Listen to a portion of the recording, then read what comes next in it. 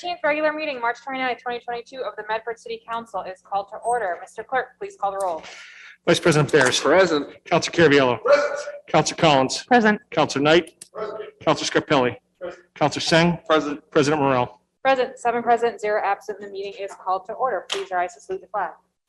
Pledge allegiance to the flag of the United States of America, To the public. republic which stands one nation under God, indivisible, with liberty and justice for all. Motions, orders, and resolutions. 22. On the motion of Counselor Knight to suspend the rules, seconded by, for the purpose of,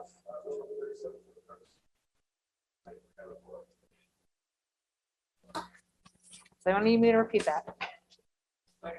Seconded by Vice President Bears. Mr. Clerk, all those in favor? Aye. All those opposed? The motion passes. So is paper 22 dash, which paper?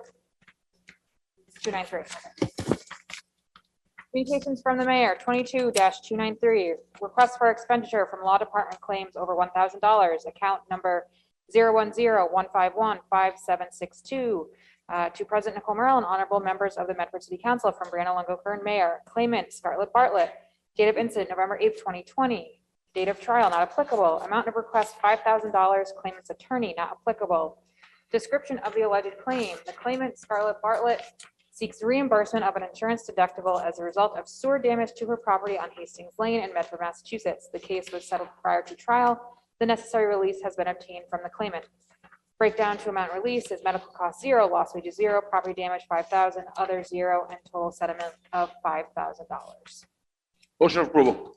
On the motion of Second. Councilor Caraviallo to approve, seconded by Councilor Knight. Any discussion? Mr. Clerk, please call the roll. Vice President Bears. Yes.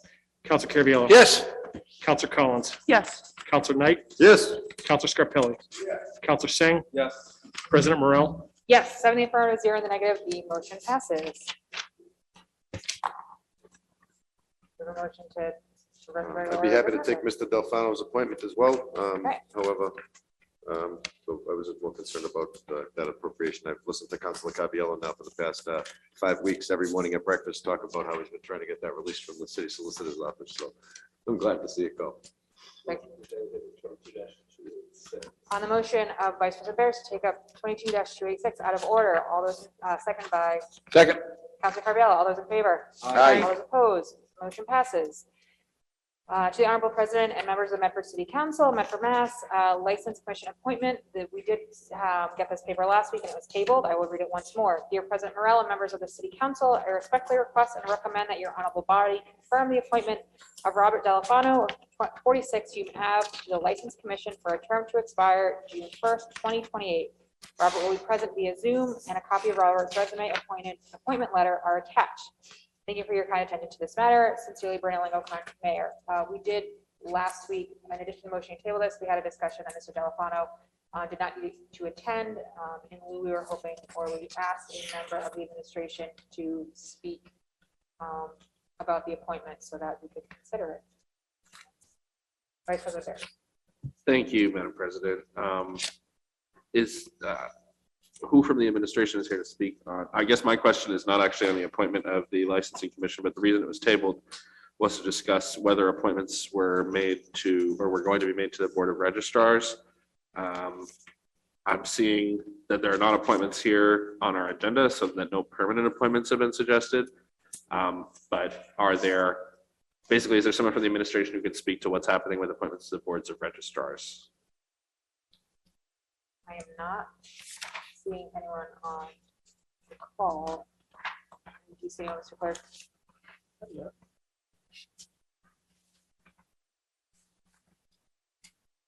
No, do not. I see Alicia Hunt, but she's not. I don't think she'll be there for that.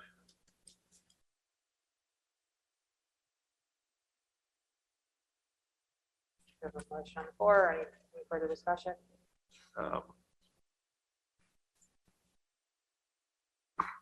Well, I'd just like to know whether appointments have been made. I don't know if There's no one on the call who can answer that question. I don't see anyone from the administration on the call other than Director Hunt, who would not be able to speak to that, is my guess. Okay.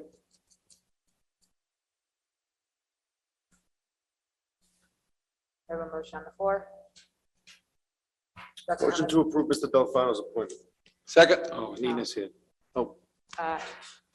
Chief of Staff Nazarian, we were just taking up the paper on Mr. Delafano's appointment as well as speaking about Councilor Vice President Rose. Want to repeat yourself? Yes, I was just wondering if we could get an update from the administration on appointments to the boards of registrars of voters, or the Board of Registrars of Voters.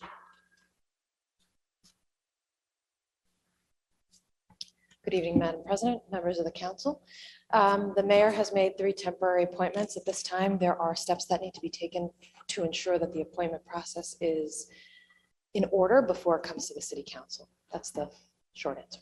Great, thank you. I would second Councilor Knight's motion to approve Mr. Delafano's appointment. On the motion of Councilor Knight, seconded by Vice President Bears, to approve the appointment of Mr. Delafano to the License Commission. Is there a roll call vote or? I have to slip ready if you want to call. Sure. it. I don't know if it's required. Mr. Clerk, please call the roll. Vice President Bears. Yes. Counselor Carviallo. Yes.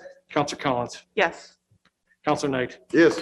Counselor Scarpelli. Yes. Counselor Singh. Yes. President Morrell. Yes, 7 in the affirmative, 0 in the negative, the motion passes.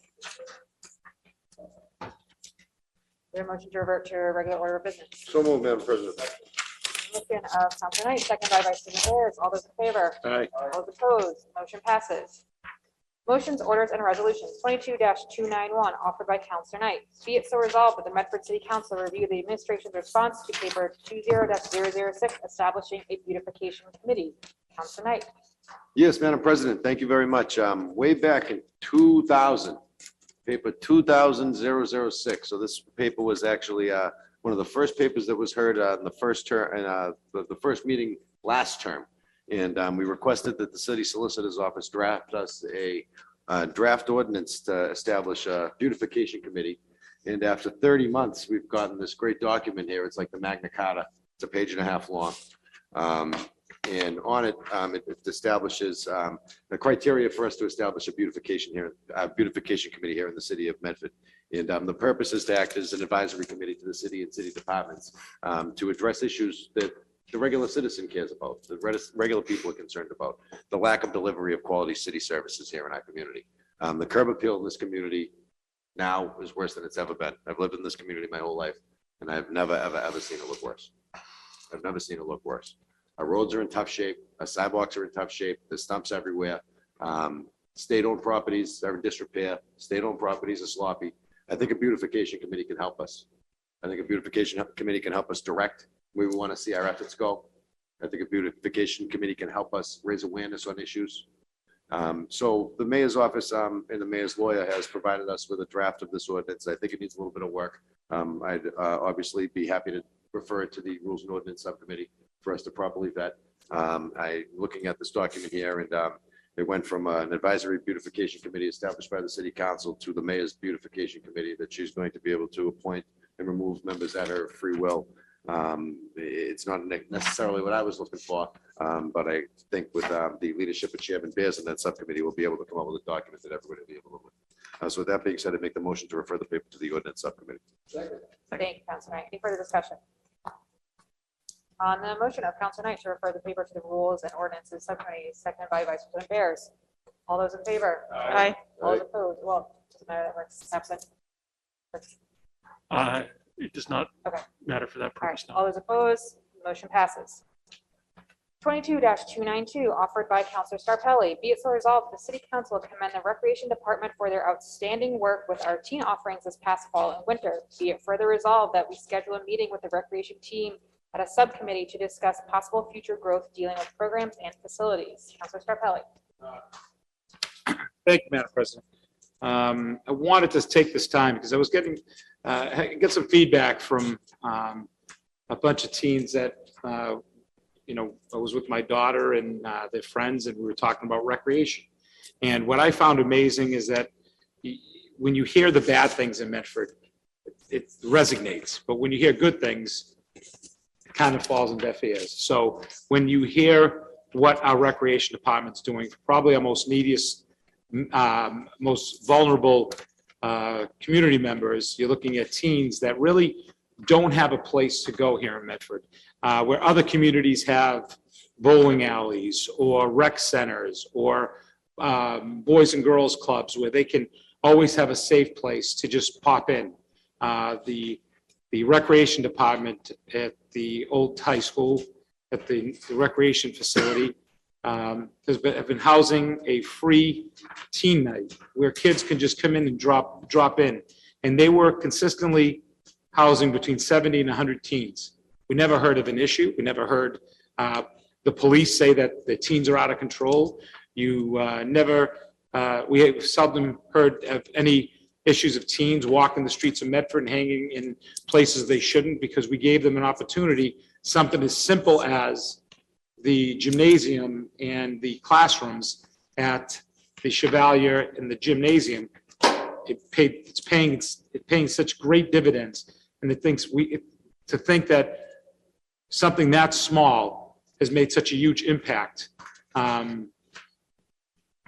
Looking and sending this to subcommittee, which I chair, and sitting down with the director, and right away I heard from the library staff that wants to get involved, knowing that we have a state-of-the-art library and there's possibilities to do programming for teens through the library, and looking at future facilities. You know, the Hegna Center's come back up and talked of discussions now that there's hope that there's an arts center in our community elsewhere that we can focus on, a facility that abuts a playground, and it's on a bus route that our kids can find a safe haven to go any day of the week. But again, having a location in the middle of Medford Square that our kids, and what we've seen is our most neediest kids, our children that have either single parent or both parents have to work to survive and have nowhere to go, and having that location in the middle of Medford Square and giving them that safe area to traverse to, I think it's so important. So I'm so excited that this is some of the vision that we looked at years ago when we had our committee to put this together to see if it was viable. And one of the things we talked about is sustainability, and we talked about recreation funding itself. And what you're seeing with the new, we've hired now a new recreation coordinator, and that person is focused on adult programming. And what you're seeing is no wavering in adult program fees. The numbers are through the roof. The money is coming in, and it's offsetting other youth programs that really need it. So this is exactly the vision that started years ago, and I think it's time that we look into the possibilities of moving it forward. And having another location, a standalone location, would be an amazing opportunity for our youth and all of us that are here in Medford. So I appreciate you listening to me. And again, I congratulate our recreation director, Kevin Bailey, and his staff, who are doing an amazing job. I'm fortunate to be the program developer in the recreation department, where I have 8 full-time program coordinators, a facilities director, a full-time administrative assistant, and a director. And we have during the summers, over 100 part-time staff, and about 70 of those staff members that are funded by a Mayor's Summer Jobs Program, money that's allocated directly to help our teens work through the summer, that would allow us to do great things for the kids in the community that I work in. Well, this is the path that Medford deserves. And I think that we have the means, we have the ability to do some great things in the next year. And I'm hoping with the subcommittee, the input from our neighbors and our teens especially, because when you listen to your children, the truth comes out, and then you can't hide from it. So it's so important to hear and see the results of what the teen night has meant on a Friday and Saturday night, and the number of kids that have participated. So thank you for for the time, and I motion that we have a subcommittee to discuss possible future growth dealing with the recreation program and facilities, and hope to have someone from the city administration there, also our director and any of his staff that would like to come, and any other city entity that we feel that could really work in collaboration with this group. So the library being one that we've already reached out to. So thank you. Thank you, Councilor Scarpelli. Which subcommittee? Would be the Recreation and Youth Affairs Subcommittee. Any further discussion? On the motion of Councilor Scarpelli, seconded by Councilor Sang, to send the paper to the Recreation and Youth Affairs Subcommittee. All those in favor? Aye. All those opposed? Motion passes. 22-294, offered by Vice President Bears. Be it resolved that the Medford City Council accepts the provisions of Mass General Law, Chapter 51, Section 16A, to create a Board of Election Commissioners, which shall have all the powers, rights, duties, and liabilities of Board of Registrars of Voters, and, with respect to elections, of city and town clerks, either under general or special law, and which shall be the lawful successor of said registrars, and, with respect to elections, said clerk. Vice President Bears. Thank you, Madam President. We've been discussing this since, I believe, our first meeting of this year.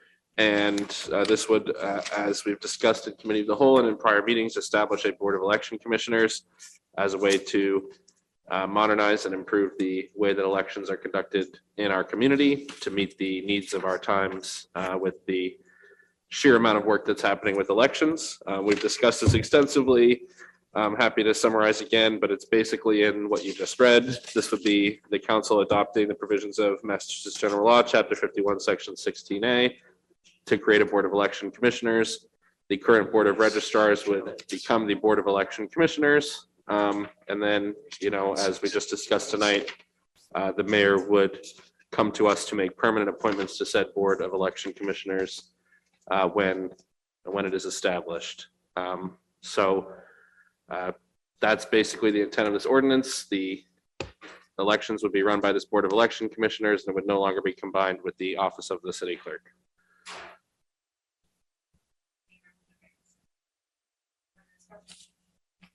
Apologies. Any further discussion? Councilor Knight. Madam President, as we all know, elections have changed a lot over recent years with early voting, with the adoption of technology and so forth. So I think this is a good measure. It's a way that we can move into the 21st century. I support the council's initiative, and I think that it's something that will help us all in the long run. So it's something that I support wholeheartedly, and I'll be happy to vote for it this evening. Thank you, Councilor Knight. Further discussion? Motion for approval? On the motion of Councilor Collins, seconded by Councilor Farbiello, to approve the paper. Would this be a roll call vote? Okay, Mr. Clerk, please call the roll. Vice President Bears. Yes. Councilor Carviallo. Yes. Councilor Collins. Yes. Councilor Knight. Yes. Councilor Scarpelli. Yes. Councilor Singh. Yes. President Morrell. Yes. 7 in the affirmative, 0 in the negative, the motion passes. Next paper is from me. Happy to read from the chair unless any councilors object. Sorry, the next paper is is my paper. I'm happy to read from the chair unless any councilors object to my doing so. Great. 22-295, offered by President Morrell. Be it so resolved that the Medford City Council invite the Chief Assessor for an overview of the residential exemption process available to municipalities through Massachusetts General Law, Chapter 59, Section 5C, to inform any future consideration. I introduced this paper because, as happens at the end of the year, we're asked to set a tax rate, and this always comes up. We discussed in this last session just the opportunity to have Chief Assessor Bordeaux come before us to explain the process, just so we understand the process, because when this comes to us at the end of the year, there's really no time to make a decision. We have to go with the current status quo. So this would just at least allow us to open the conversation. People could ask questions, residents could ask questions, and see where we might want to go the next time this comes up. So any discussion from councilors? I know Mr. Castagnetti would love to speak. Councilor Collins. Just briefly, thank you for putting this before us. I think, So far in my short tenure, it seems like sometimes financial questions have to be considered with haste. I think to the extent that we cannot do that, it's a good thing. So I love the idea of getting ahead of this and having an overview before we have to make such a decision. And I'll look forward to hearing from Chief Assessor Rideau about this in the future. Thank you, Councilor Collins. And also, just to my point, the hope would be to have this as a committee of the whole. If anyone wants to make that motion. So moved. Mr. Castagnetti, if you'd like to speak, name and address for the record, please. Andrew Castanetti, East Medford. Good evening, honorable city councilors. I want to thank you, Councilor President Morel. I actually want to commend you for putting this on tonight's discussion with the Mass General Law 59.5C with the real estate tax assessor. Is she here? No, the hope was to. Couldn't understand you earlier. Sorry, the hope was to send this to a committee of the whole so that we can have, enough, we can continue the discussion in a larger format. And after the committee of the whole, where is it going to go? We would be up for the standard vote when the tax rate comes before us, but this would just be able to open the conversation so we can address questions. And counselors could see how maybe they'd like to move forward the next time this question comes before us in December usually. Okay, in that case, I'm not sure if I'm going to be able to make the committee of the whole if it exists in the future. So basically, I wrote this up real quick for tonight. I'm a little nervous, so please bear with me. This law, the Mass General Law, Chapter 59, Section 5C, was started in 1998 for your information. 24 years ago. Imagine even our state politicians had the compassion to pass this law to help lower the real estate tax for owner-occupied homeowners. But it's only if you, the mayor, and the council adopt this law at the full 35% exemption. Do you councilors have you read the law in full? Okay. Hearing none and seeing you nod, thank you, Council President. These cities have adopted this law and are saving their owner-occupied homeowners tons of real estate tax monies. That's Chelsea, Everett, Malden, Cambridge, Somerville, and all of Boston. Even Senator Kerry gets it at 28 Lewisburg Square, if that in fact is his correct address according to the IRS. And I believe these cities are still in. None have dropped out, which tells me the majority must be quite happy with this program. Therefore, I strongly suggest that you, and the mayor also adopt Mass General Law, Chapter 59, Section 5C here in Medford at the full 35% exemption.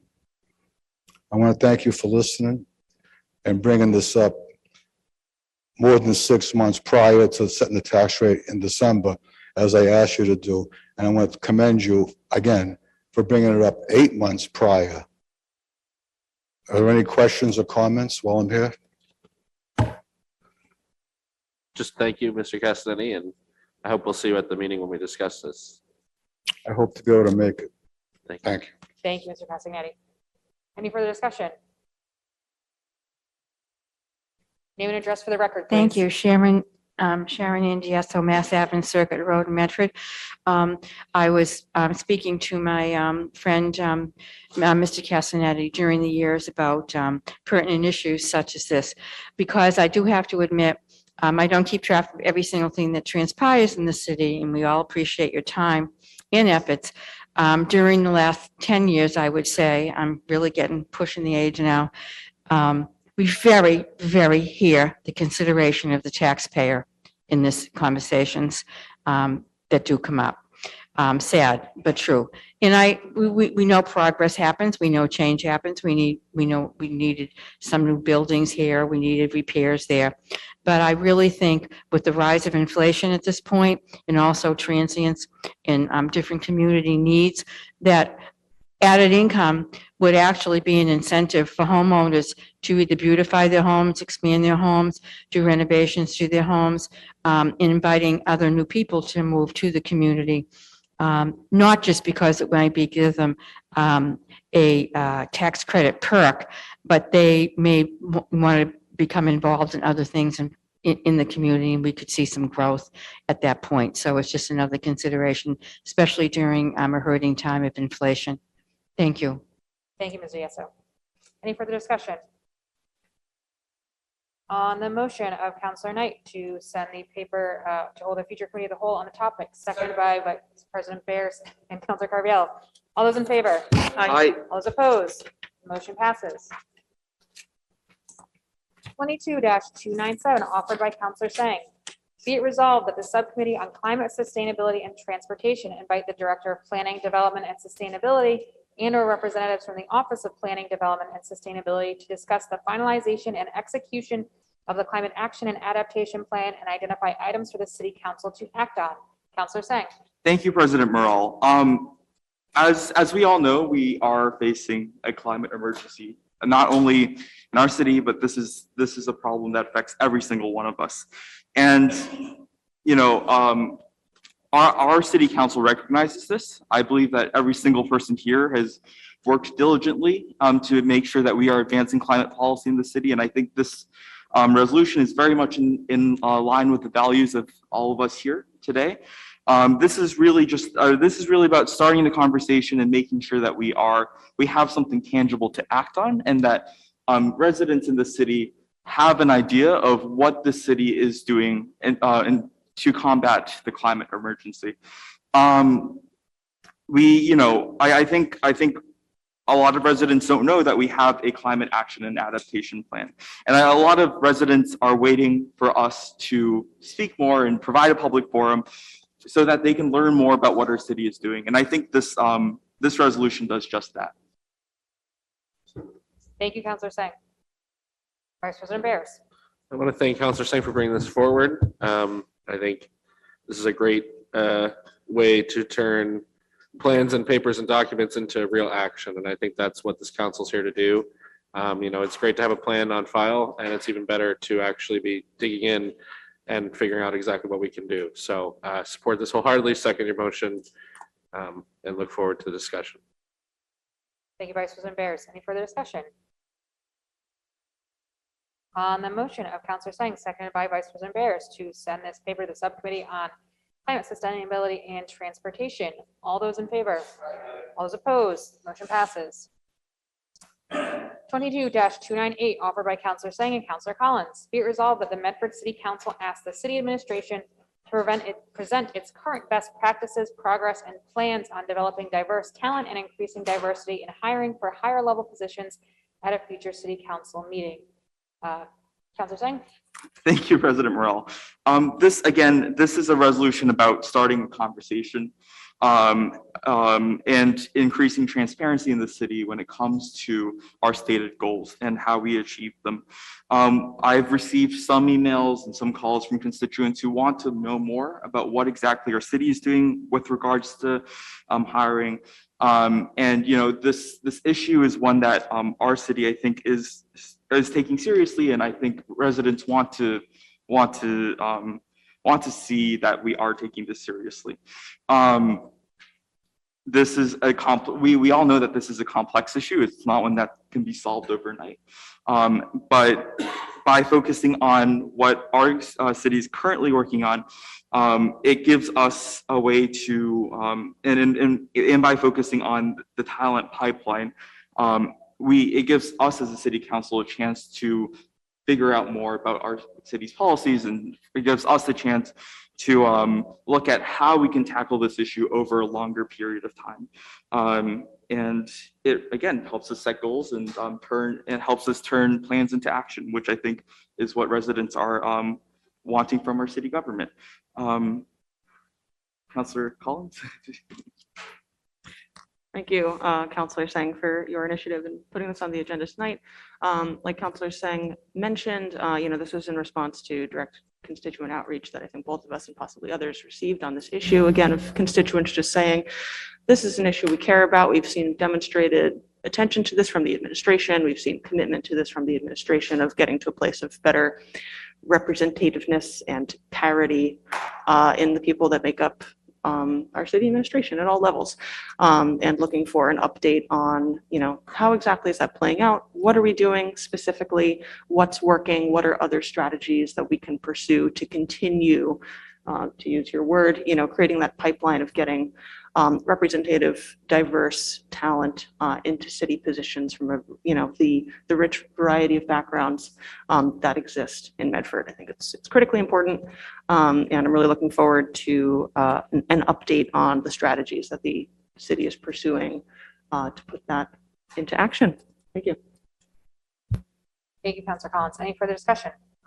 Madam President, Councilor Scarpelli? thank you, Councilor Collins and Councilor Singh bringing this forward. I think that this is something we've been talking about, right? That's, put our money where our mouth is. And now that we have a new diversity director in place and meeting with that individual, I know that especially when we talk about education and you see the diverse student body we have now, and making sure that we are focusing on making sure that we have a diverse teacher population. So such a diverse community has representation. I think that's so important, and making sure that we have qualified and diverse candidates involved. I think it's something that we need to see that ball get started, and these are the dialogues that start that. So I thank you for bringing this forward. Thank you, Councilor Scarpelli. Vice President Bears? Thank you, Councilor Singh, Councilor Collins, and Councilor Scarpelli. I completely agree with everything you've all said, and I just want to add to the point. It'll be great to hear from the administration. Obviously they have the authority to hire and fire. They run the departments, they do all of that. But I just want to shout out that this council has also been, I think, doing our work with our proposal around paid family medical leave for city and school employees, discussing the sick leave bank and $15 minimum wage, which I'm hoping will get on the schedule soon as well. And now that we have, the city has hired a finance director, that was the prerequisite that the administration said we'd be happy to discuss paid family medical leave once we have a finance director on board. Now we have that. So obviously that's not directly related to this. I'd love to hear what the administration's doing, but I also just want to point out that I think this council is taking strong steps forward to try to do this work as well. So thank you for putting this forward. Of course, I will support it. Thank you, Vice President Bears. Any further discussion? On the motion of Councilor Singh and Councilor Collins, seconded by Councilor Scarpelli. All those in favor? All those opposed? Motion passes.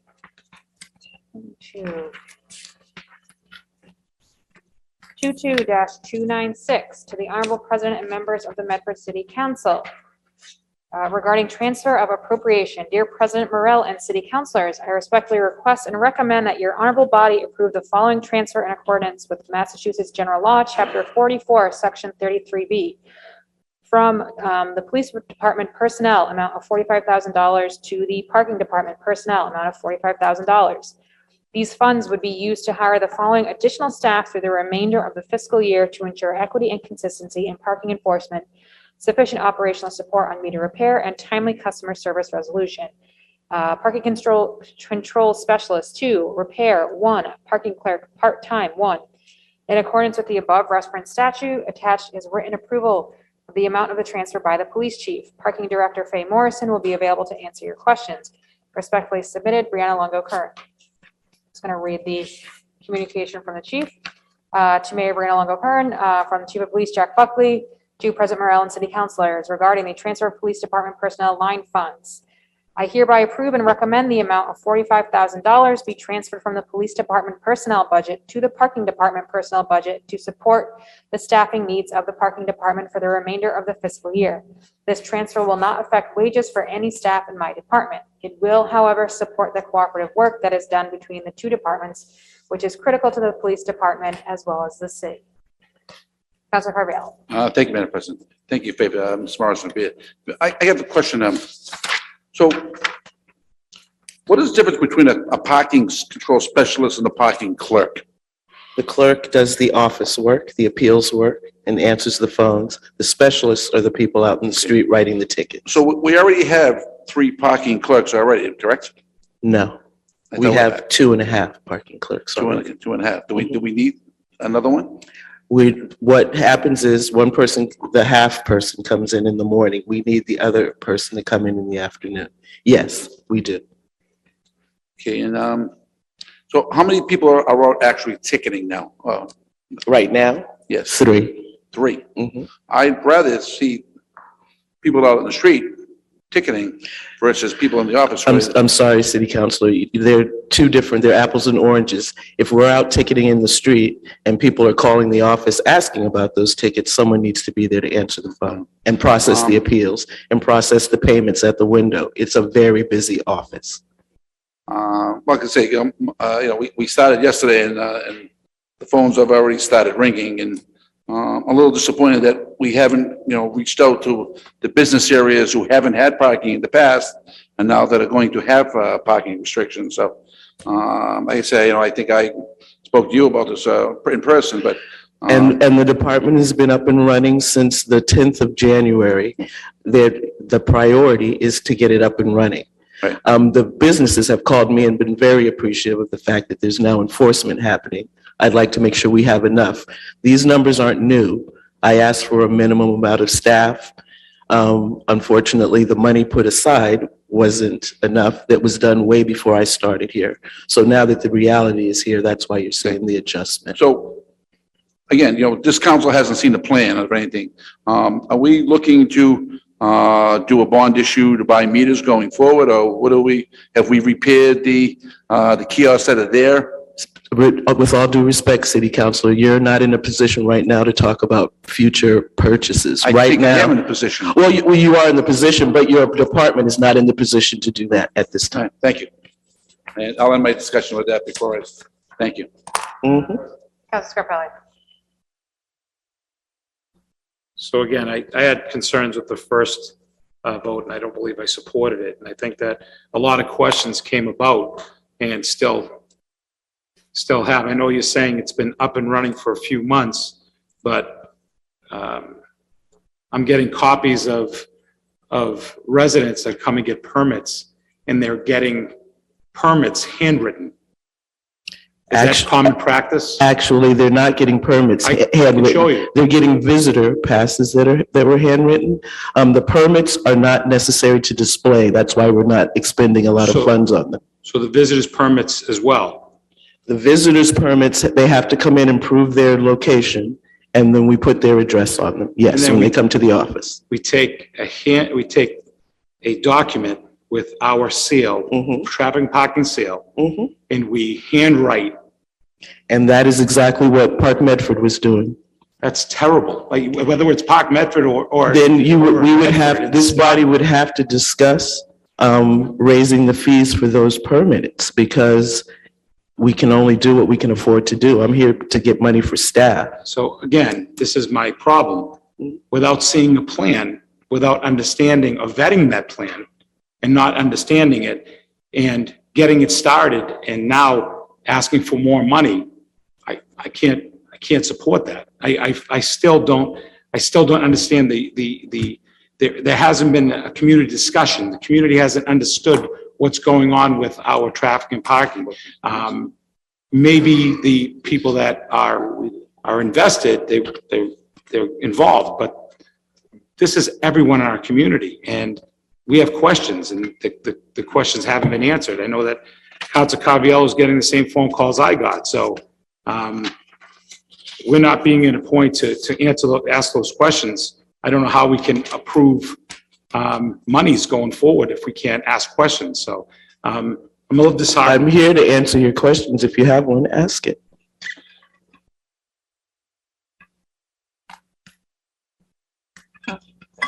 Thank you, Madam President. Thank you, Councilor Scarpelli. Vice President Barris. My question is just this, how many park control people will this bring us up to with the 2 additional?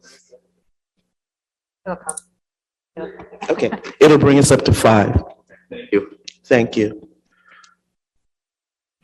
Councilor Collins. Thank you, President Morrell. And thank you, Director Morrison, for being here. Thank you for having me.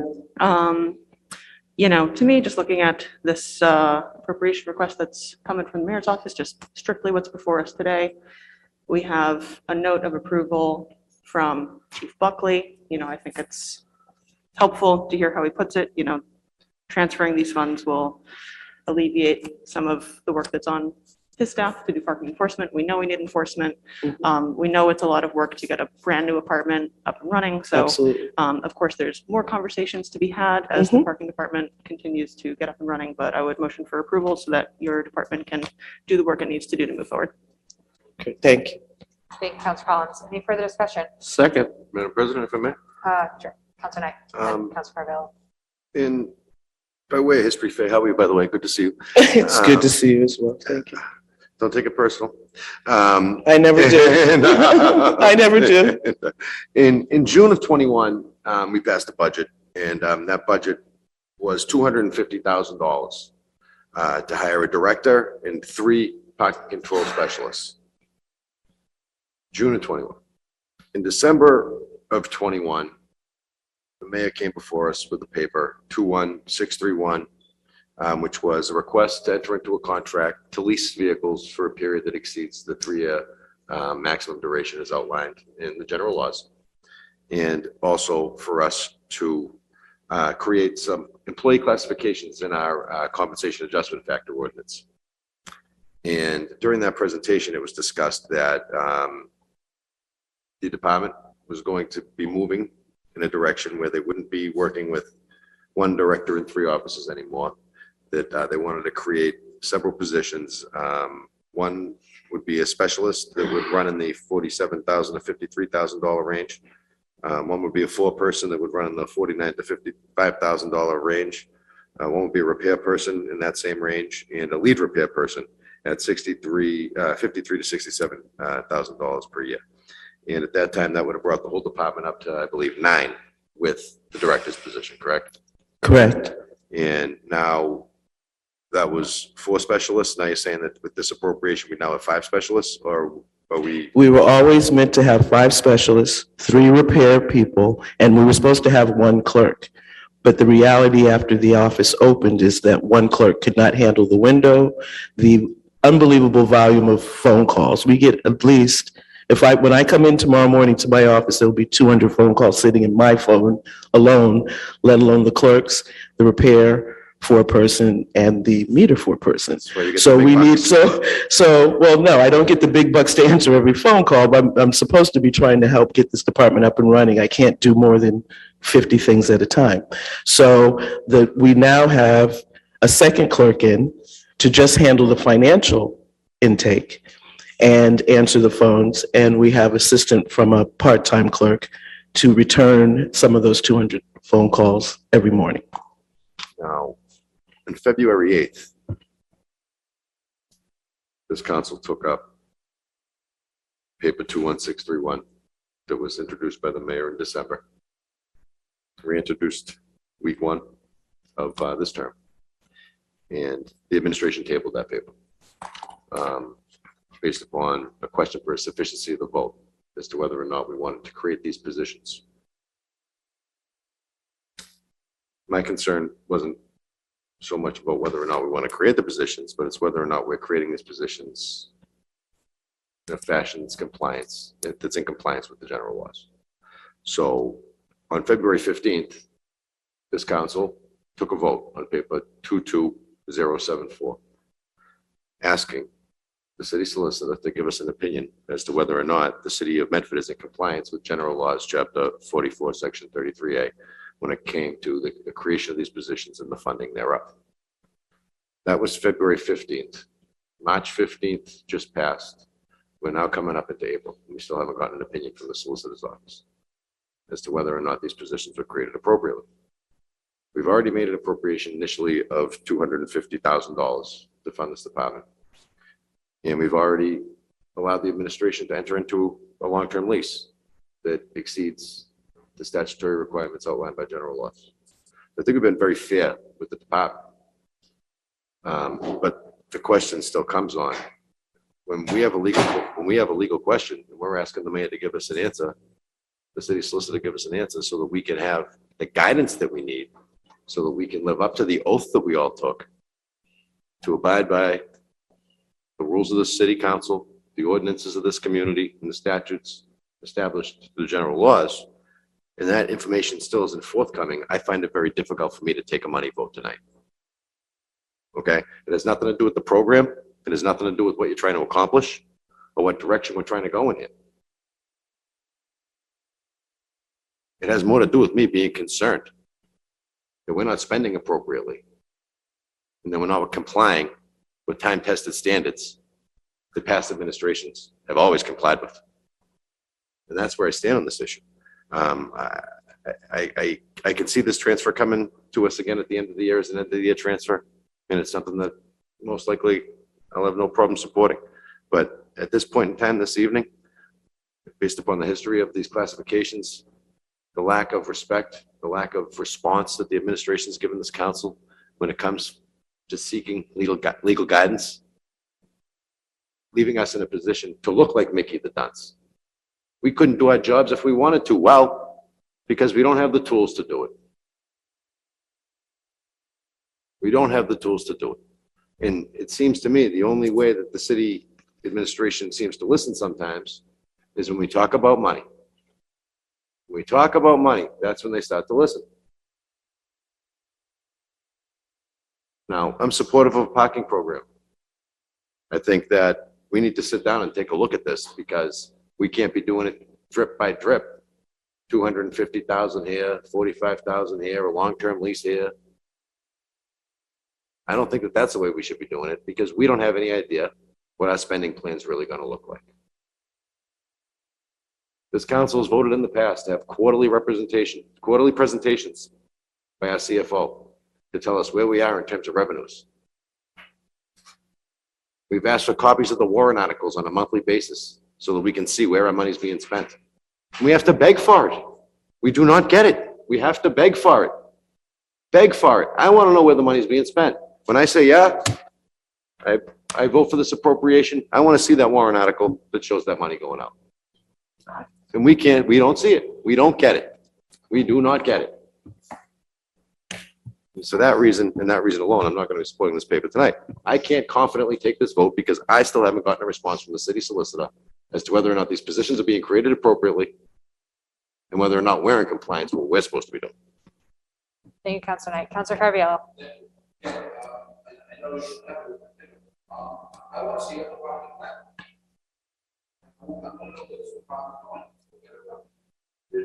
What's the kiosk? Why aren't we taking very fast? Sir, I don't make those decisions. You'd have to ask the treasurer. She decides how we Again, that's just, process. people just say you're allowed to pay with a credit card online, but when people come to the window, they like to pay with a credit card. Again, sir, that's not a decision that the parking director makes, so I can't answer that question. You need to have the treasurer before you. Well, again, I think maybe that's something you should suggest to the treasurer. Point of I mean, information. if we're gonna sit here and fight, Point of Councilor Carviallo. information, the animosity is, you're the director of the parking, traffic and parking. You're the representative here to answer our questions. Okay, so the question isn't being nasty to say that this should ask the treasurer. This is your city council asking the director to get word back from the treasurer what the common practices is, so we can make a better decision for traffic and parking. I didn't hear him ask that question, and I wasn't trying to be disrespectful. again, but again. I just can't answer for the treasurer, sir. Madam President, if I may. Is your question, do you have anything more, Councilor Carviallo? I'll wait for her answer. Do you have Staff Nazarian? Thank you, Councilor Carviallo. I just like to try to take a little bit of the, where we are down, a little bit of a notch, recognizing Councilor Scarapelli's comments, recognizing that, you know, we're working in an environment where we have a number of challenges. Without going into the detail of the challenges that Faye Morrison has overcome for the parking department, this city has not had to directly answer your question, Councilor Carviallo, this city has not taken credit card payments to date. So it is something that would have to be evaluated in person. It is something that would have to be evaluated on a larger scale with the Treasurer Collector's Office. And I would be glad to I'm not look saying at for the that. whole city, for at least the parking department. Sure. I understand, you know, because those are bigger ticket items, but most people that come, they want to pay their ticket with a credit card. I mean, I've heard people, you know, I gotta go from one window to the other window and come back with my receipt, and they're not happy with that either. Again, I'm not looking to be combative, but I want to know, you know, we're the ones that get the calls now. I'm the ones getting the calls, and I want to know what our plan is. I mean, you know, we've appropriated a large sum of money and with no plan of what we're going with it. I just want to know, you know, tell us what will happen. Tell us where we're going for the next 3 months. I don't want to be, because I don't want to be coming down in another 3 months asking for more money. President Morrell, thank you. Faye, I'm sure will jump in and correct me if I've gotten any of this wrong, but just one last point on the credit card matter, and then I'm going to go. That credit card is just a minor thing. Okay, I just want to mention that it's a little bit more complex. It's not something that the treasurer collector is the holder of all funds, so it would need to go through the treasurer collector's office. There are also cybersecurity issues that we need to look into, and mechanics that aren't necessarily an easy. All the other cities do it. Other cities all do it. I'm not saying it's not So it's not- possible. I'm just saying it's going to take a number of steps, but I don't want to belabor the point. I appreciate your comments. But again, I want to see a plan. I want to know where we're going with this parking. So on that subject, at this point I in mean, time. that Faye should be answering these questions, not you. Happy to defer. That's right. I'm That's why sorry. I'm sorry. Thank you, Faye. What is the question? I didn't hear. I think the group would like to see some kind of plan on where this parking is going. Well, listen, we all voted in favor to have the parking department set up. We just want to know where we're going with it. Well, right now, nothing has changed. It's the same service that was provided by Park Medford we're providing right now. It would, until we can, like you said, see how things are working. You need to understand that when I started, I had nothing. It took me months to get information, which I am still gathering, because because nothing was ever memorialized. So I'm really trying to create documentation to support what we're trying to do presently. I will be glad to, when I have the time, to give you a future plan going down the road. But right now, it's about maintaining what you have in the street. There was no repair work had been done for 7 years, it appears. So I'm really trying to catch up and get things to function. I understand that. Okay. But I just want to know where we're going forward. Is the plan to get rid of those kiosks? I mean, can you upgrade them? No, you can't upgrade them. They're too old. Okay. You'd have to replace them, and that can cost you, just to replace Medford Square is $200,000. So that's not something that I know that I can do at this time. So I have to solve the problems and deal with what I have. So right now, what we have done in the last couple of weeks is do as much of the repair work as we could do. And then your modems were working at 2G instead of 4G. We've had to upgrade those. So there's a lot of just infrastructure work that needs to be evaluated and done. I say, but again, if you could provide this group with a plan of where we're going down for the next 6 months or the next year, that'd be, great. I'm saying, are we going to be coming forward for a bond issue to buy, meters for the city? I mean, there has to be a little forward thinking here.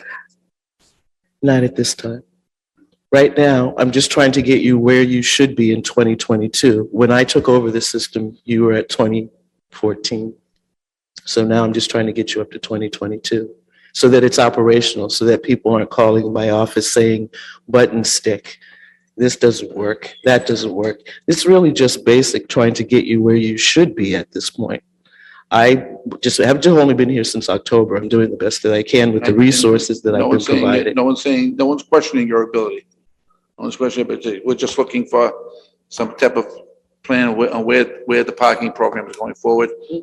Because it's going to be budget time in the next 3 months, the next 2 months, the budget's going to be coming out.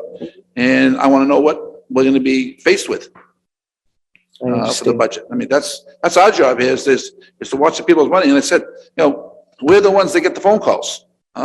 People screaming at me. I know you get them too, but please, I can tell you that I'll most certainly get them as I'll well. discuss other stuff with you tomorrow, but stuff that I got today, people yelling at me. And again, and we'll discuss that privately. Well, that's the reason why that you need more clerks. When, in my previous position, I had 1.5 clerks, a city twice the size.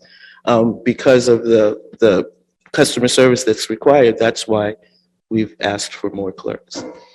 We can't, if people want us to answer the phones and answer their questions, we need to have bodies there to do that. Thank you. Thank you, Councilor Carviallo. Councilor Scarpelli. So I appreciate the comments you just made because this is what we're trying to get at. But instead, you could feel tension as if we were against you or you were against us. You made some very clear concerned issues that we don't know about. So when we ask for a plan, the plan is so we can help disseminate the word to the people that call us. So when I get an email that shows me a handwritten, this is where our money is going with that traffic and parking, I wouldn't know because we don't know the plan of what's going forward in our own city departments that you're here asking for money. So these are the concerns we have. Nothing negative. I know how hard you work and I know how difficult it is. Believe me, I work in a city that has 30 PCOs and have 8 clerks at the window. I would love So those I numbers. understand exactly how monumental this is. But unless we all understand where we're going and what plan we have or where we are today, these are the concerns we have from the people that call us. And listen, we know you're getting phone calls. It's inevitable because people say, I just try to call Faye. Well, really? So, and I understand that there's only one person, but at the same time, there has to be a plan that we could follow that we're all in the same dialogue. And separate from that, do we have, just to our chief of staff, so we don't collect credit cards from any other department, recreation, permitting, we don't have that in place? I don't believe so. I mean, Really? I will look at it to double check. Point of information. Yeah. For information, Councilor I Knight. pay for my childcare at the Medford Public Schools through credit card. I pay for all the recreation for my Yeah, kids. no, through that- credit But it's online. But it's online. You can go online and pay a ticket with a credit card online. Right, You okay. can go online and pay for your permits online, but there's no system for me. Right. I mean, in That's this a city hall. question. So you Yeah. could do it online, Yeah, but you can't come to a window. Okay. No. there's just nothing here for me to be able to accept that. And that's- if folks come to our window with a check, they don't have to go across the hall to pay at the treasurer's office, but we can't keep cash in our room Right. for the obvious reasons. So they have to cross the hall and pay cash. Thank you. President Morrell, if I may also, I mean, just without rehashing some of the things that have been discussed, but just to say that we were here a few months ago, Faye Morrison and I, discussing the parking department, the requests, as was mentioned this evening. We're happy to come back in a few months and talk further about plans and projections. Again, not to restate statements that have already been made, but it's really early on in the process where we're trying to develop and establish a procedure to ensure that we are, I mean, Faye said it humbly to suggest that we're actually doing what Park Medford was doing, but I think we've gone above and beyond that. I believe we've produced a process where we have an equitable and planned effort to ensure, consistency across the community, ensure that we are, when we say we've done something, we've done it, and there's no question about it. We have an accuracy standard that the department is working on a daily basis. Again, happy to come back in a few months. It's just really early on in the process.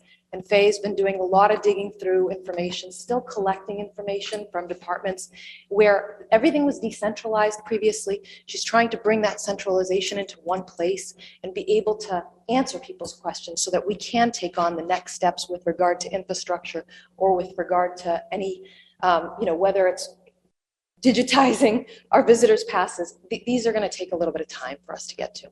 Happy to come back in a few months if the council will give us a little bit of time and the staff.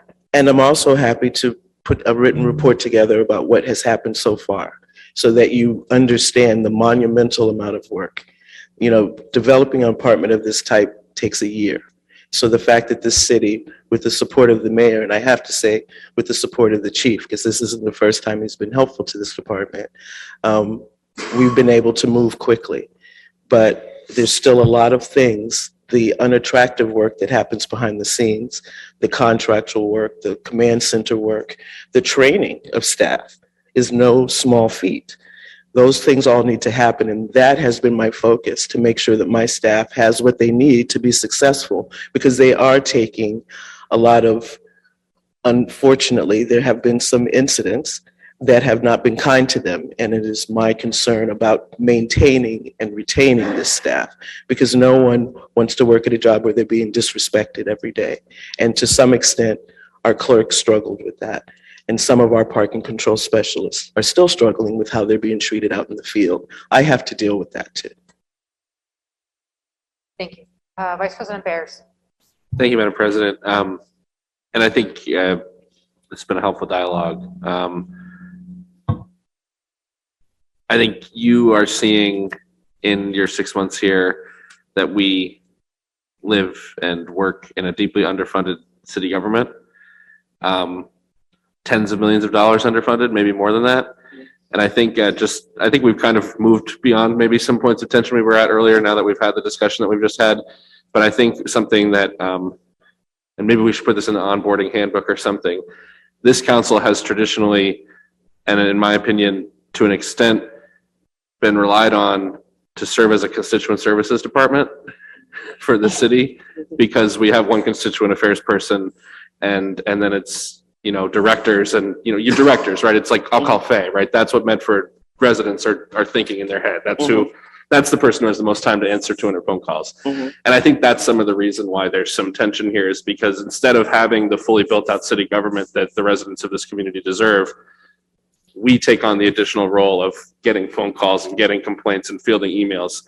And we're not here every day in this building, sitting in the parking department knowing what's going on or sitting in the mayor's office knowing what's going on. So that creates automatically, whether it's parking or any other issue in the city, I think a point of tension for us where it's like, how do we get the information that we need to answer the questions that we're being asked? Because basically the city doesn't have enough people working for it to effectively answer the questions that the people are asking.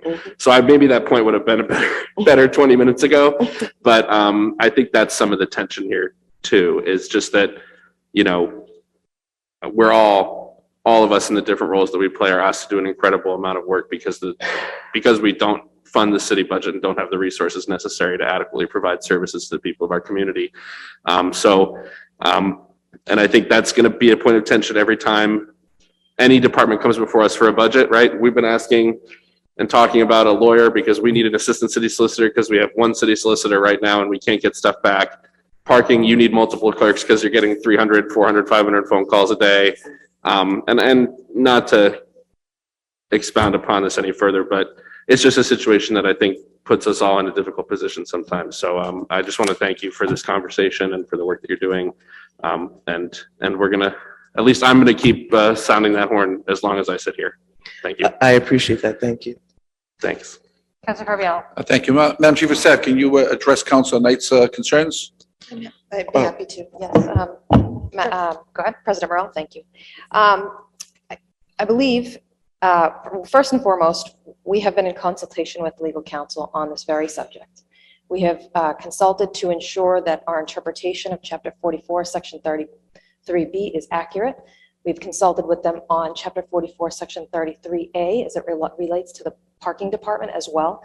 So I'm very confidently here to say that we're in good order as it relates to the parking department and the requests that were made in the past and the requests that are being made this evening. Thank you. Thank you, Councilor Carviallo. Vice President Bears, or did that address everyone? Mine is on the same point. Are we going to be expecting to get a formal response to the council resolution that was sent to the mayor's office? Absolutely. Yeah, I mean, that just would be, you know, that just would be very helpful. What Councilor Knight said, to have a written opinion that states, answers the question we asked around the CAF changes that have been sitting on the agenda, so we can move on them. Thank you. Councilor Singh. I think, you know, actually, as some counselors have noted tension, but I think actually it was very important for us to express everything that we've been hearing from our constituents and to have this conversation with the city administration. And so I think we should view this conversation as in a positive light as well. When I think I share many of my fellow counselors, perhaps wishes for you know, a general plan that we can kind of bring to our constituents and say this is what the city's doing. But I think it's also important to note that this is early days for the parking department. To create a plan like that, to create a thoughtful plan like that does take time. And as soon as, we as a council want this plan as soon as possible, but we also have to understand that feasibility is a question here. And so I would love to take up the chief of staff on her offer to have a plan for us in the next few months. I think that would be very helpful. When I look at a policy in front of us like this, I ask myself a few questions. I ask myself, what's the problem X, and does policy Y address the problem X? Or is policy Y out of left field? Does it not actually address the problem? But the point is, problem X to me is very important. And we've talked about a lot of the concerns that we've heard from our constituents. And I would love for our city to address them, and I would love for us as the city council to address them as well. But I think when it comes to the question in front, the policy in front of us today, we have to remember that the problem that we're facing is the amount of calls that you're getting in your office, and the inability, just the impossibility of our city infrastructure to respond to respond to the customer service needs of our city. And there have been a lot of concerns brought up, and these are actually very legitimate, very valid concerns, but they're not directly tied to the question in front of us right now. And I think I just want us to refocus and recenter and understand that, this request is a policy solution to a very specific problem that our city is facing, and a very specific need that the parking department needs right now. I think it's important not to be distracted from that. I think it's also important to note that Chief Buckley did recommend this transferal. Has said that this would actually support his department as well, which is actually very important. I think it is a very important point we need to make. Of course, I've sat here, I've listened to everyone, and I think everyone actually makes very legitimate, very important points. I think there's a world where all of these concerns and all of these arguments coexist and actually work together. But I think at the end of the day, we have to look at the question right in front of us, the policy right in front of us right now, and just refocus and understand, this question of this funding is about the direct needs of a direct need in the parking department right now. And by addressing that need, we will make the lives of our residents better. I think so. And to your issue about reporting to you, I can't wait to do that, but I've collected like a week and a half's worth of information. It's really not a lot of data for me to say to you, okay, now we can do this, this, and this, even from a financial point of view. I mean, I would like to, in a perfect world, Counselor, hope that my department wouldn't have to come to you for a lot of money to put in new meters, that it would support itself in doing that. But I don't have much information from your old group, so I've got to rely on what I'm gathering, and I don't have enough data to give you that information now, but I'm happy to come back. I'm very proud of my department. I'm happy to come back and talk about it when I have the information to do so in a professional way. Thank you, Councilor Singh. Any further discussion? If I can. Councilor Scarpelli? So the $45,000 would staff these remaining positions for the rest of this fiscal year. Is that what we're looking for? Yes, sir. Okay, and then the addition for these positions, do we have a figure for what that would look like if that's in the budget for next year, an additional? Yes, sir. I prepared that for Tyler and sent it to him a week ago. Thank you, Councilor Scarpelli. Councilor Carviallo? Thank you. Faye, you're in a tough position, and your people on the street are in tough positions. There's no, there's no easy way to be a bank and giving people tickets. I mean, No, but it's not just giving people tickets. And I know people are rude to them, and listen, I've seen it, but if you just have them be as, as tolerant as possible. I mean, they shouldn't be abused either, but try not, please ask them not to be combative to people and, you know, I have no evidence that my people have been. I mean, I've heard from people that, you know, they've got a little combative again. They said, and again, it's not an easy job. No, it's not a welcoming. You know, there's no really easy way of, you know, giving somebody a $25, $50 ticket. I mean, you know, and no one's happy to take it either. No. So I'm, you know, so I've got more, I've had my, from all my, I'm on. Well, I think the new I got more than my technology, share of tickets. the new Throughout many technology cities. is concerning because people have never seen it before. And my folks are very sensitive to the fact that when they approach their cars to scan their plates, you know, people come out of their homes, they have questions, and in my opinion, they're answering them and they're being very polite about it. And I've told people, you know, you haven't had anything. Well, when are we gonna start, doing night tagging, like for the permit parking at night, commercial parking? And As soon as I can night? hire the 2 additional parking control specialists. So these 2 people that you can hire, we'll be having like a night crew from like what, midnight to Well, 5? it's a rotating shift between all 5 of them, but it will allow me to have enough bodies to, yes, do the night shift, correct? And they'll be doing the permit parking throughout. That's correct. How are you, again, I know I'm getting a little ahead of myself here, but, have you come up with a policy for the private ways yet? Which has been a sticking point for No. many, many years. And no, I have not. And again, people are already asking me from over by, West Bedford, by the pond, I mean, by the lake. They're already getting ready for the, you know, July and August onslaught of cars parking. So, the suggestion to you to, and I know, we've done this to the solicitor last year. I was out there with, paying policemen as, you know, on a Saturday and Sunday when the people on all over by Wrights Pond are inundated with cars on the street. So I would Yes, I've suggest, I know when, not the summer, but summer's coming quick.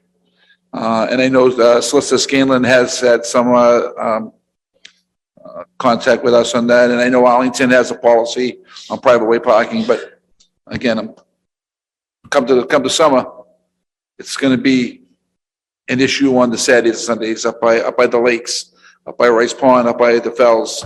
I mean, we block streets, we do the best we can, but, you know, people just don't, they just park and even with, I mean, the police have been there and they just laugh at the police because the police don't have the ability to either tow them out of there, but it's gonna say, going forward, that's something that should be on your radar before the summer comes.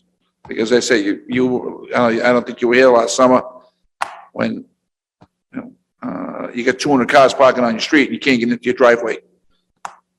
Over by the recreational areas, because, you know, again, you should keep that on your radar going forward. Thank you, President Morrell, and thank my fellow counselors for all of the discussion so far. I think this has been really useful, and to me, it sort of reinforces how much of a need there is for a follow conversation, so that, you know, to invite Director Morrison back at a convenient time so that we can, you know, I too have lots of questions about our upcoming parking enforcement. You know, as a South Medford resident, I have lots of questions from my constituents, also my roommate, about parking in South Medford. Just joking, but actually, but you know, I want us to give you an opportunity to come prepared for that kind of a conversation. We can really explore parking writ large.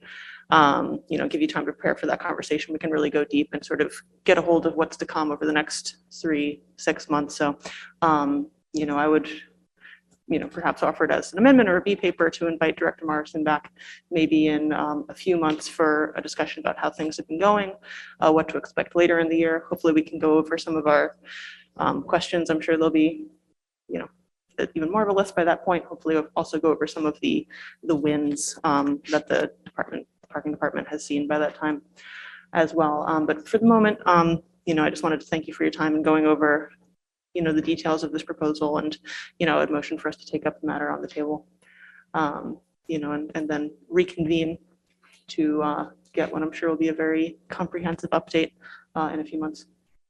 Thank you. Just one more question. Based on these staffing levels, what would the annual personnel cost be for the department? I can't quote that exactly off the top of my head, but it'd be in the neighborhood of $680,000. And at this staffing level, about how long do you think it would take before the department is self-sufficient or self-funding?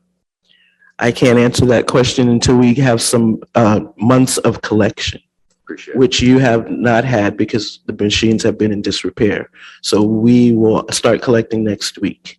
Okay, thank you very much. Thank you, Counselor Knight. President Morrell. The only thing I'll add to that is we did pull numbers and data from Park Medford to figure out what the numbers looked like back in 2018 and 2019 in terms of revenue. And we had numbers in the vicinity, if I remember correctly, of 1.5 and 1.6 million for the respective years, just as a point of helpful data. Thank you. Any further discussion? Thank you, Director Morrison. Thank you, Chief of Staff Nazarian. President Morrell, if I could just say, regardless of how the vote goes, I want to publicly thank Chief Buckley because he has been, this is not the first time he's supported my department. And financially, today doing it again, I just want to publicly say to him, thank you. Thank you. We do have a B paper from Counselor Collins to invite Director Morrison for a future meeting and update. Does that have a second?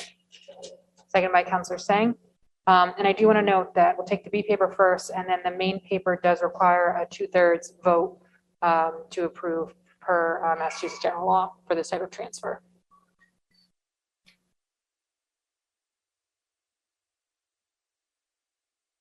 Let me know when you're ready, Mr. Clerk. On the B paper from Counselor Collins, seconded by Counselor Sang, to invite Director Morrison for a future city council meeting or a committee of the whole meeting for an update. No, it would be under committee of the whole or, okay. For a future committee of the whole meeting. That was seconded by Counselor Sang. All those in favor? All those opposed? Motion passes. On the main paper of a transfer of appropriation of $45,000 from police personnel to parking personnel. Motion by Counselor Collins to approve, seconded by Vice President Bears. Again, this requires a 2/3 vote for approval. Mr. Clerk, please call the roll when you are ready.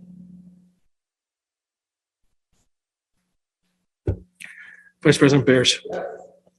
Counselor Carviallo. Yes. Counselor Collins. Yes. Counselor Knight. Counselor Scarpelli. Counselor Singh. Yes. President Morrell. Yes. 5 in the affirmative, 2 in the negative. The motion passes. President Morrell and City Council, thank you for your support. Thank you, Director Morrison. Moving on to reports of committees. On the motion of Vice President Bears to take papers in the hands of the clerk, Second. seconded by Counselor Sang. All those in favor? Aye. All those opposed? Motion passes. 22-299 offered by Counselor Carviallo. Be it so resolved that the Medford City Council have the Director of Housing and Sustainability immediately intervene into the eviction of the residents at 22-26 Bradley Road with a 30-day notice. The notice affects 30 units. Counselor Carviallo. Thank you, Madam President. Remember, this is something that was brought to my attention today.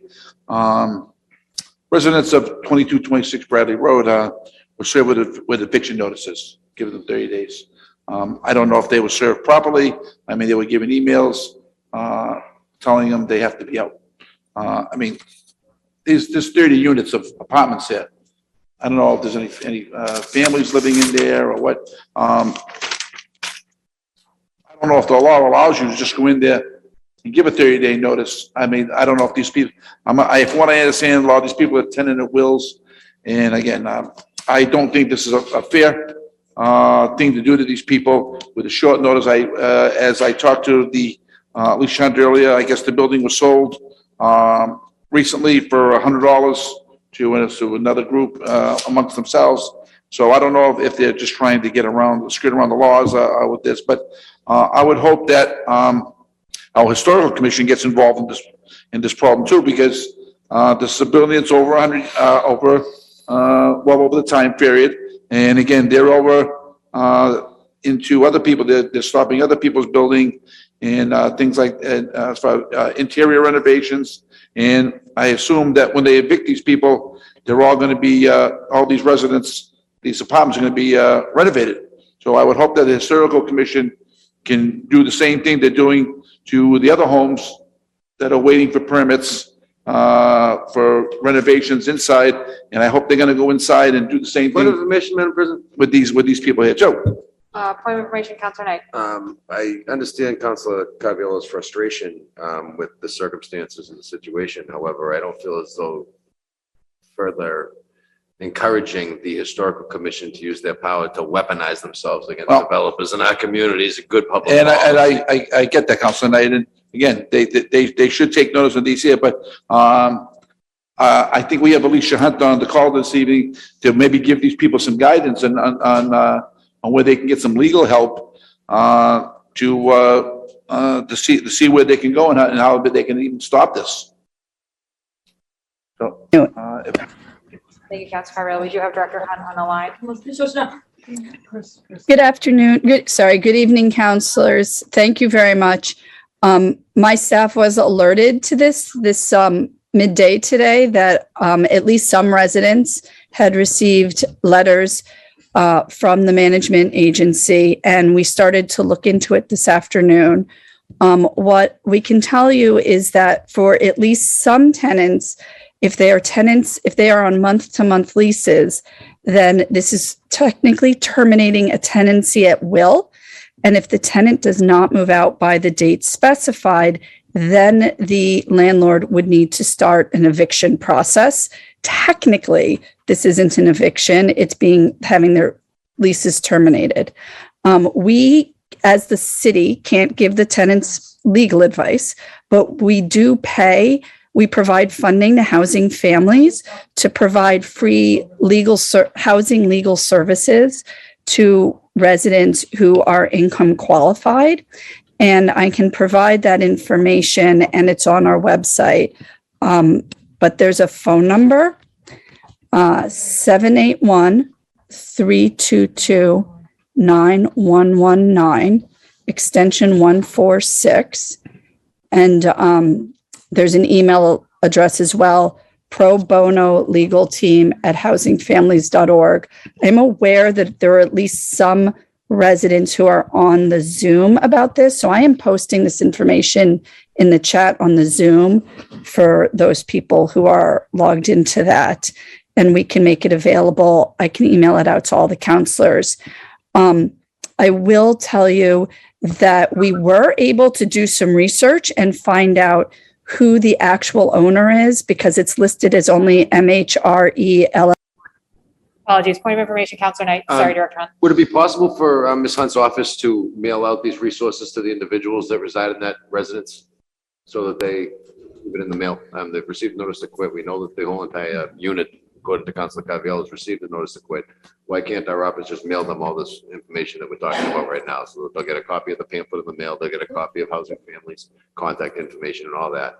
Ultimately, what are the odds of, in a city of 60,000, the residents that 22 to 26 Bradley Road are sitting here right now watching the council meeting and writing down in the chat what they're talking about?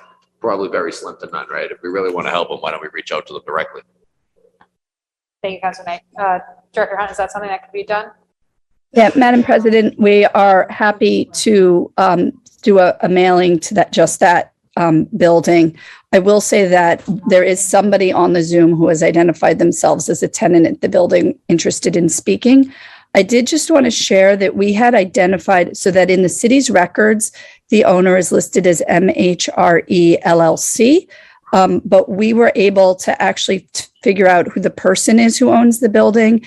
And we reached out to him this afternoon, and he informed our staff that he would be calling back with his lawyer tomorrow to have further discussion. We asked him for information like whether they had noticed the entire building or just some of them, whether they had intentionally allowed the leases to lapse, and he declined to provide us with any answers this afternoon. But his response was that he would call back with his lawyer tomorrow. You may take that as you will, which is part of why also I am encouraging the tenants to reach out to Housing Families for assistance on this. Director Are Hunt, there others? Yeah, I was just I mean- gonna say, are there other specifics I could try and answer on that? Do we know if there's any families with children that live in there? I mean, I would say that we do not have information on who lives in the property. We are aware that one person reached out, the one person who reached out through one of our local realtors to my office directly identified themselves as being on a Section 8 voucher. So we also reached out to the administrators of that voucher to find out if they might have special protections. And we advised that particular person to also reach out to the agency. Their voucher is not through Medford, but through another housing authority, to reach out to them directly for additional information or assistance, as their situation could be different from tenants who are not on affordable housing vouchers. If we have some people from that live in the building, that'd be great. If we could hear from Yeah, that, I I'd do appreciate see, that. At least one person, Liza Maloney, if you could list your name and address for the record, please. Hi, everyone. Thank you for letting me speak. Liza Maloney or Elizabeth Maloney. I'm a resident at 26 Bradley Road, and I'm in apartment 20. Go ahead. Thank you. Yeah, we were just notified, a number of us, I'm guessing it's the majority of people, just yesterday, that we had 30 days to evacuate or be evicted or whatever it's called. And there is a family that lives right next to me. They have an 8-year-old son who's in the Medford school system. There are seniors. There are people, I think someone mentioned on like Section 8. And just in this climate, as we come out of COVID, to get this kind of cold email that you have 30 days and then you have to leave was unbelievable. And we have been sick to our stomachs in this housing environment. How are we supposed to find something in 30 days? This new owner has been pretty bad. Like, we all knew that something was coming. Last year, they removed asbestos in the building, and we never saw any trucks from like a company actually doing it. And I even wonder if they pulled permits for it, to be quite honest with you. So it's been a lot of trouble for residents. And now to get this notice that we're being kind of evicted, or they're terminating this tenant at will and we have to leave in 30 days is very upsetting. Thank you. Ms. Maloney, any further discussion or questions from councilors? Are there any other residents who would like to speak? Or anyone else who would like to speak in the chambers? So I think we would be interested to know what our rights are. Thank you. We do have one person who'd like to speak in the chambers as well. Name and address for the record, please. Kelly Catala, 46 Otis Street, Medford, Massachusetts. I'm also the broker owner of Realty One Group Cosmopolitan. And this morning, an elderly resident of this city who has worked in Medford Square for many, many years, that most of you all know, came in my office crying because she got this email. So a lot of this is not coming down to whether or not the property owner has the right or whether or not this is right. There was a time where we could call City Hall when a situation happened between a property owner and a tenant, and somebody from City Hall would call the property owner and just work it out. So he didn't serve notice correctly, and the lawyers can go battle that out. But telling the tenants, oh, go call a lawyer, well, telling everybody a lawyer out's not going to solve this.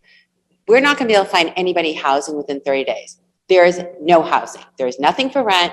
There's nothing for sale. We are in crisis. Where I think City Hall and the council can help everybody in the city is through advocacy.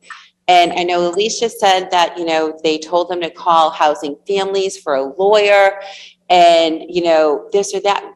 And I appreciate that she did make the phone call to the owner, and I'm hoping that somebody here from City Hall is going to sit this person down and try and work it out. I'm sure that he's just trying to, move forward with his property rights, but maybe if somebody can kind of put it to him in a nice way of us being able to go through this, to be able to get people housing, it could take 4 to 6 months. And everyone can all sit here and say, my right, my right, my right. That's not going to solve the problem. We need negotiators. And, I wonder, are the people in community development, are they trained as mediators?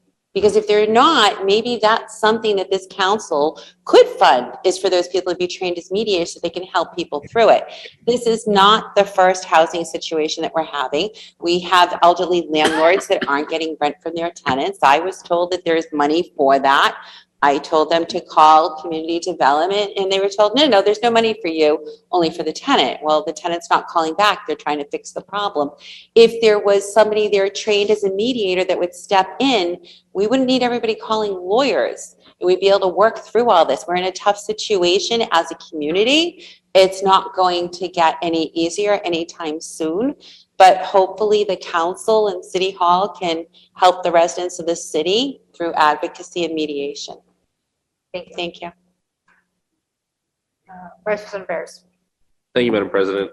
And I'm sure that this council would, at least as one councilor, would entertain proposals from the administration to fund housing stability purposes in the city, as we have been asking for that for many years at this point, especially since the beginning of the pandemic, but even before that.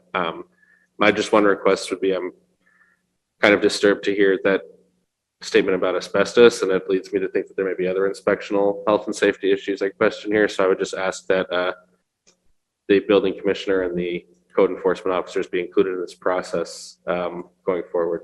Thank you. Thank you. I do see Director Hunt has her hand up. Madam President, when we found out about the issues with the tenants today and I think there was some feedback. When we found out about this situation today and dug into it a little bit, we also looked into our online records for inspectional services, and we were able to see that issue with asbestos, where our inspectors did go out and look into the situation. We can't see from the online system what the resolution or what they were told, but we can see that that is something that Medford inspectors looked at earlier this year, as well as a couple of issues with dumping couches and stuff on the sidewalks. Inspectional services reached out about those. I do know our building commissioner is out of the office this week, but we can certainly ask him if they have a history of this property, but he's not available this week. We also, just to respond, landlords can reach out, can apply to ABCD for funding if a tenant isn't paying their rent and isn't able to. And we have very recently advised landlords who have contacted our office about that. And Danielle Evans, our housing planner, is on the line and is interested in adding a few words to this. Thank you, Director Hunt. Housing planner Danielle Evans. Good evening, Danielle Evans, housing planner. I just wanted to add to Ms. Cataldo's comment that when I did speak to the owner of this property at length today, and with the goal of trying to, see if they would work with the tenants to extend some time. No, we're not trained as mediators, so I would welcome, if there's any trainings available, like maybe that's a good idea, Alicia. But yeah, we're not trained mediators, and that's why we have CDBG money that we provide to housing families where they have, staffed attorneys to, provide this pro bono legal assistance. But yes, regarding emergency rental assistance, I do direct landlords to apply on behalf of their tenants. Some of the programs you can do that. And there's also mortgage assistance through some programs, but nothing that the city locally provides. Thank you, Danielle. And also, Director Hunt, just the residents' request, would it be possible to include in that mailing just tenants' rights so that tenants are available, what their rights are in this situation? We can see what we have. We have been advised by our lawyers that we as a city shouldn't be providing legal advice to tenants, which is why we ask them, that's why we pay a lawyer to give them advice, because the city can't give them advice on legal matters.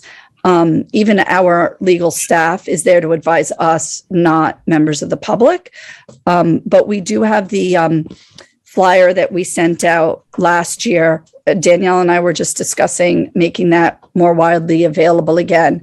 And we can send that along with some specific information on this. We'll take a look at what Somerville has put out because they have vetted a number of documents. We are aware that in Somerville, it was a residents group that sent out a tenants' rights mailer. And I believe that in Medford, Medford Housing has done some tenants' rights mailers. And it is a very different legal situation when it's the tenants advocacy group that mails out those documents as opposed to the city mailing out those documents. And I just want to be careful, as this council is very careful about stepping the line on legal matters, so are we.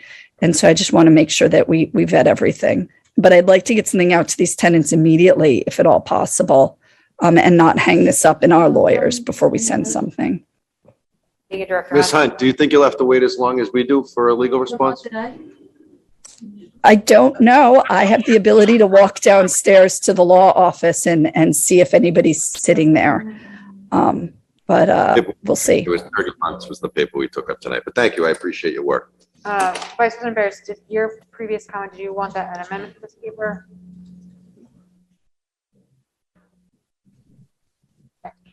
And you're right. I don't want to see us getting into legal arguments, but I also don't want to see people put up the street either. That's so. We're here to protect these people also. Again, I think we're going to be in a tough time even with our housing authority because they're going to be starting renovations there, and they're going to be doing a floor at a time, and they're going to be hard pressed to find places to put the tenants that they're displacing while they're doing the renovations there. So I think if someone could reach out to maybe with the housing, maybe for the people that have vouchers, let them know if what is available, and the city of Medford or surrounding cities that accept their vouchers. Again, like I said, I don't want to see anybody be put on the street. Again, I know we're just coming off our pandemic where people were struggling, and now, to throw this at them, I think is a disgrace by the owner of the property. Thank you, Councilor Carviallo. Councilor Collins. Thank you, President Morrell, and I want to thank Councilor Carviallo for putting this on the agenda. I heard about it from the counselor and just really second to hear about what's befalling these tenants. Obviously, I think that, broader matters of policy will be cold comfort to people dealing with something that they have to act on within 30 days, potentially. That's just a really horrible personal situation that I wouldn't wish upon anybody. But I think, as points that were made by Vice President Bears and Ms. Catallo and others, I think that this underscores the work that we urgently need to do as a council to make sure that our city is better insulated from phenomena like this when they happen. I mean, there's a possibility that this is or will turn out to be going forth legally. And I think that we have to consider that, perhaps one of the best recourses that we can offer our constituents is a more robustly funded housing stability resources in-house, a mediator, better housing stability resources. I would love to see a whole office of housing stability, as I've said since I launched my campaign. I think that we need that because, as noted, this housing scarcity crisis is not going anywhere anytime soon. We need to do what we can to increase affordable housing citywide. We need to do what we can from a policy standpoint to make it less catastrophic when things like this happen in the community. So again, that doesn't solve a problem happening right now, but I think that it really makes acute the work that we need to do this term. Thank you. Thank you, Councilor Collins. Any further discussion? Any other residents who would like to speak on the motion of Councilor Carviallo?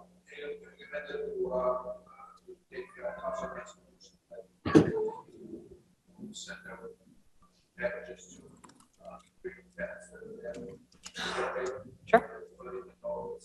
I doubt if any of them are On that, Mr. Rick, I mean, ultimately, Alicia said that legal counsel said not to do that, right? So if we have a housing partner that we're working with, like ABCD or housing, you know what I mean? Maybe we let housing families, we let them do it, and then we'll fund the mailing, something like that. You know what I mean? But it's slippery slope to get in the middle of something like this. You know what I mean? From this level. I think we should send them something. But if legal counsel's telling us not to, or they're not getting the opinion, let's have a report back to us what the next steps are, what the action plan is from her office. Okay. Why are we dictating? They're getting the legal advice. they're the ones that have the experts, the housing planner in the office. Why don't we have them report back to us in a 14-day period is what the next steps are? So would you like to make that the amendment? It's not my thunder that I'm just Yeah, interrupting that's my fine. good You friend can, over you here. can- you can You know what I mean? use that as the amendment. That's fine. Just to clarify, I think what Director Hunt said was that the city can send the resources in terms of like the organizations people can reach out to. We just can't give very like specific legal advice. And, so we can't do a know your rights document, but we can send a document with a phone number and email address. Don't worry, man. Don't worry. You're all, Director. we're all open. Let's deal with Director it. Hunt, from Let's that, save, let's save. Yes, Council President, sorry, we're both following this and we were looking at what our resources were. We have the document that we sent out last year about housing rights that says, it's not exactly about housing rights. It says a landlord can't evict you, only a judge can. And it gives resources for free legal aid and rental assistance funds. The worst part is that there really isn't anything out there to help people find apartments. There's realtors who can help with it. And then if you're qualified for affordable housing, we have mailing lists and there are lotteries and we can send out information about those lotteries. We'll continue to have them over the course of the year. We're aware of a couple of units here and there that are going to be coming available, but they get lotteried. And that's over the course of a year. There's not real vacancy anywhere that we can just help people get into.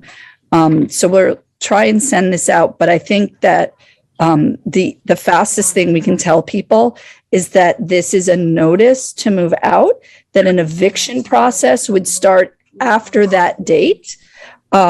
Because it then only a judge can actually evict you, but that there are reasons why you might not want to go through the eviction process. There are databases of who has been evicted and landlords can get access to that information.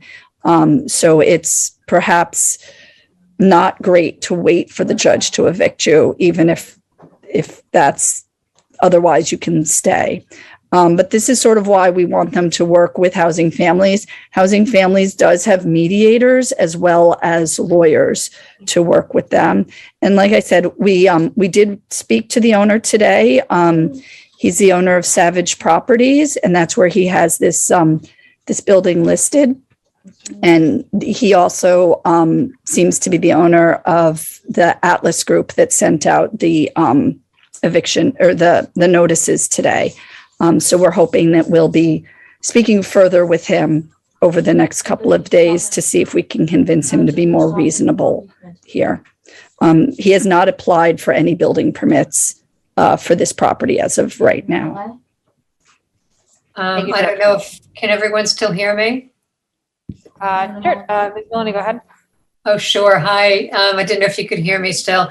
I tried reaching out to the management office, to Atlas yesterday, and no response, no call back. And I know I'm not the only one. So they don't seem to be returning our phone calls.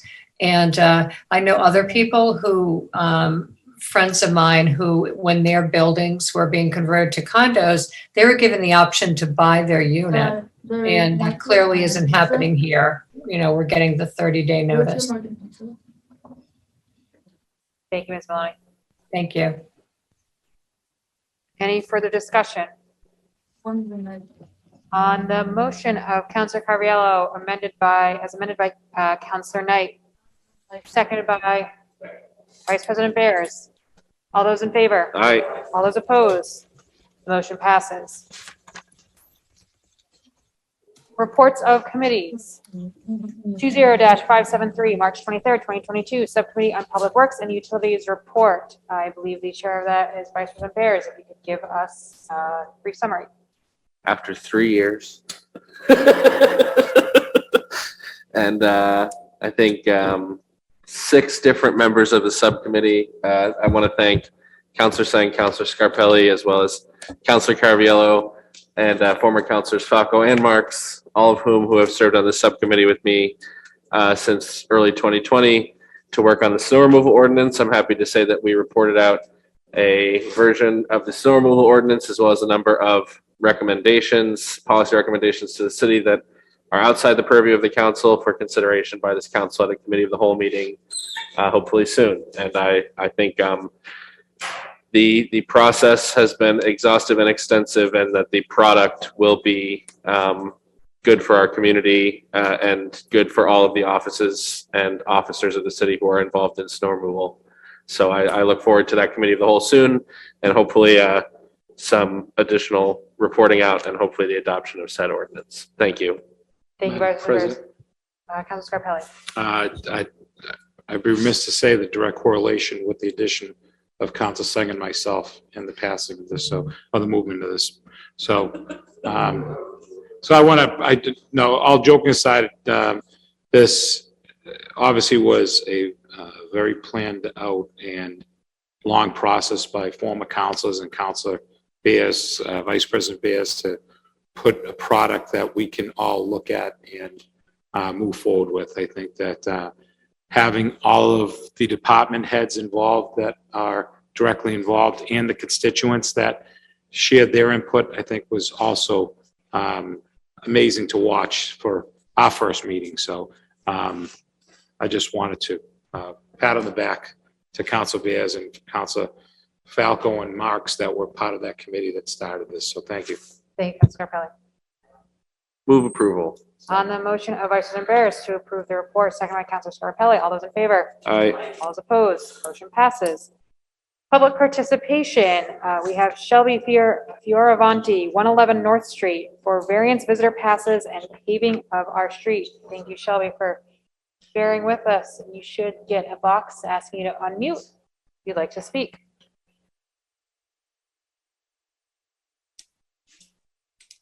Hi, good evening. Can you hear me okay? Yes. Hi, I think my topics are more of a question and maybe just advice. So I live on 111 North Street, like I said. The street is just filled with horrible potholes, extremely deep. And you know, like we talked about earlier in the meeting, obviously just the look of Medford, how that looks, and then just the damage it's doing to the cars. So I was just more curious if there was a plan for any type of paving of the roads, or if there's a way to put in a request to have that at least one pothole filled, because it's not just a normal pothole, it's like a large break in the street. Thank you, Shelby. I think Councilor Collins wants to speak on this. Oh, I'm sorry to jump in, but I raised my hand because I was emailing with a constituent about this exact same type of frustrating issue just earlier today. Shelby, I'm so sorry for your frustration, but because of a similar concern that was brought up on a different street, you know, I had the opportunity to check in with our engineering department about this, where we're at, you know, what's the plan, where's the queue? And, you know, I certainly empathize with the frustration of looking out on a street that's full of potholes and saying, when is this going to get attended to? My curiosity was also, you know, when are we going to see an order of which, you know, streets are going to get addressed? Got a helpful, if not satisfying, response from our engineering department, which is just, you know, there's a plan in place, and due to, you know, systemic funding issues, it's going to be meted out over a fairly long timetable. So I think this is perhaps something that it would be, you know, a service to many constituents on many roads throughout our city to just check in with the engineering department, maybe get a report back to give some constituents a sense of, you know, who's in the short-term queue and, you know, who's more in the midterm in terms of getting their streets addressed as to the question of how to get a single pothole filled. I'm curious whether councilors think that'd be more of a see-click fix issue that might be a shorter term solution that the constituents can use to get a more one-off problem addressed.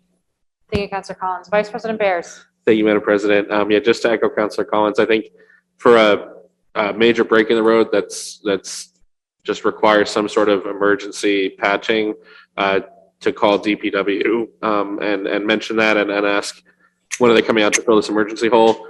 But in terms of the actual long-term plan for resurfacing streets and sidewalks in our community, there's over a $100 million backlog in the paving of streets and sidewalks in the city. And we currently don't, as far as I know, the mayor's office has not released a plan for how to fund that backlog. So that's certainly something that this council has been asking for and requesting ever since we received the report about the condition of roads and sidewalks in 2021, I believe. But yeah, it's definitely a severe issue, and it goes back to the issues of funding in our community. But in terms of the short term, definitely contact DPW. I'm sure many of us will also be in touch with DPW now that you've brought this before the council to see if we can get some emergency patching done on North Street. Thank you for coming before us tonight. Thank you. you. And if I could, there is an assessment of different roads, but there is no plan to fund the fixing of those different roads. So we have an assessment of what shape our road's in, which obviously many of us can see with our own eyes, but we do not have a plan to fund the necessary repairs. I think, Madam President, if I may, it's important to point out that consistently, the city administration's only committed the Chapter 90 funds that are given to us from the state to be used for resurfacing projects, which are about what, $900,000. And if we look at when the last full road in this community was resurfaced, I think it's safe to say that it hasn't happened in more than 16 months. We had a full curb resurfacing of a roadway in this community. So the commitment's not there, and the commitment has to be there as well. When this council bid said we need to have a long-term plan, we have a capital plan, and then we did a pavement assessment. Well, that just threw the capital plan right out the window because the pavement assessment comes out with a bill of $100,000.